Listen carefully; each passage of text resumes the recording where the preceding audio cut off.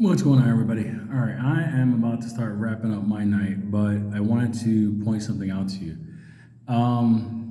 There's a lot of talk right now, the debt ceiling, yes, no, digital dollar, the whole kind of things.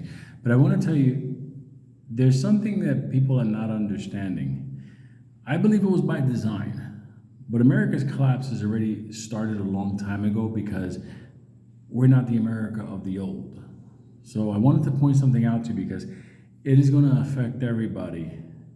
And it's a lot worse than what you're about to hear.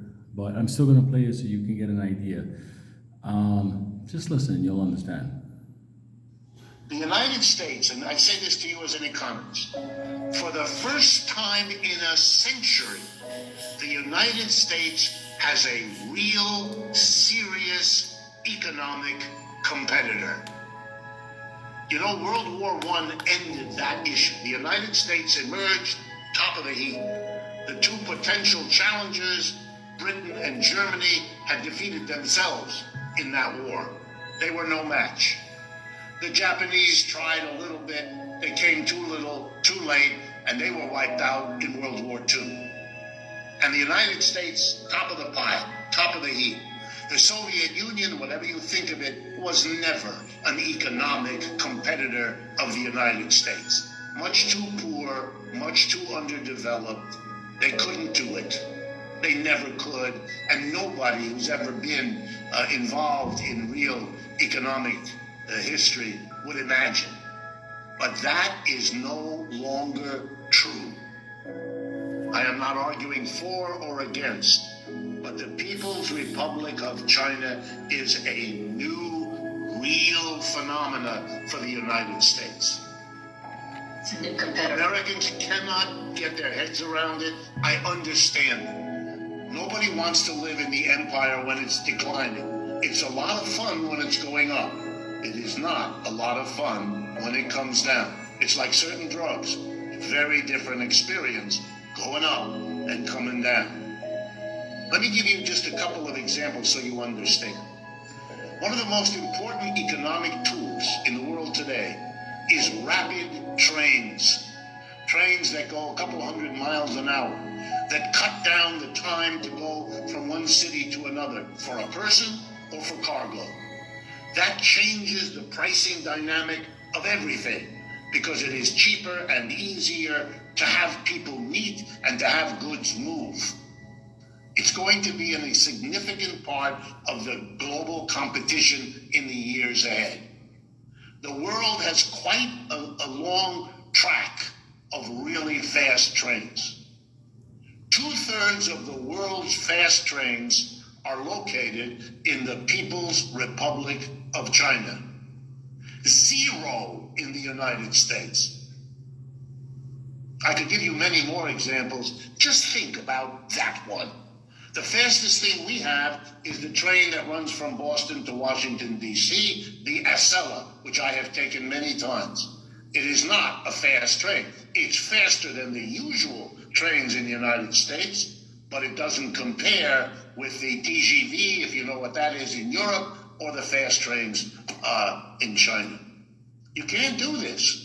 Most of the vast majority of cities that are large, of 1 million or more, are in People's Republic of China.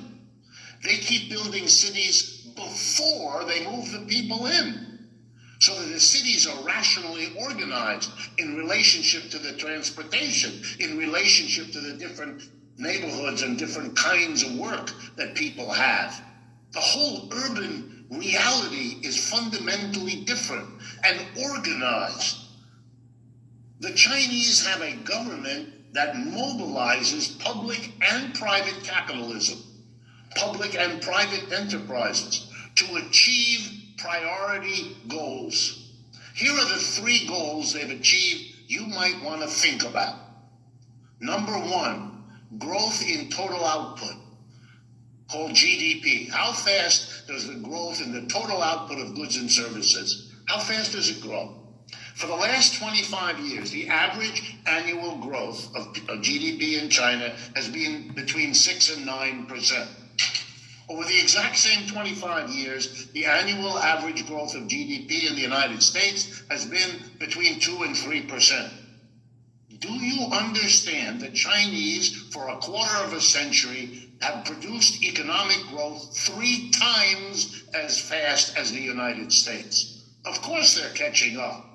Of course, simply drawing the line of the graph means that before this decade is over, the largest economy in the world will be China, not the United States.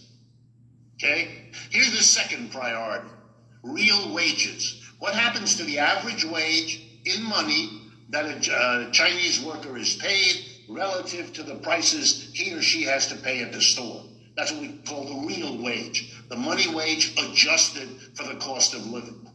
In the United States over the last 25 years, the real wage has moved very, very little, less than 0.5% per year. We have a stagnant real wage. By the way, that's one of the reasons the white male working class is as upset Not as just it white. is. Over the same 25 years, get ready now, the real wage of the average Chinese worker has quadrupled. This is not a contest. The contest is over. Let me tell you something.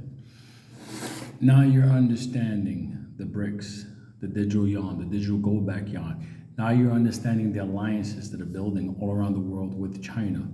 Now you understand the fact that we pushed Russia into the hands of China, something that Nixon wanted to keep apart and started, and it was always. I'll give you an example.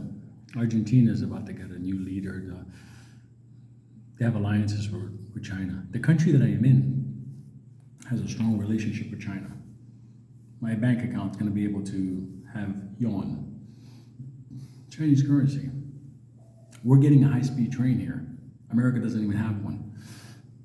Like, do you understand that the rest of the world is going at a different pace than what America is? So the next time you hear about the debt ceiling coming up, understand it's just theatrics. America's time is over with unless a certain somebody comes in and fixes things. And even that may be too late. So, giant love, good night. We'll ride this all out together.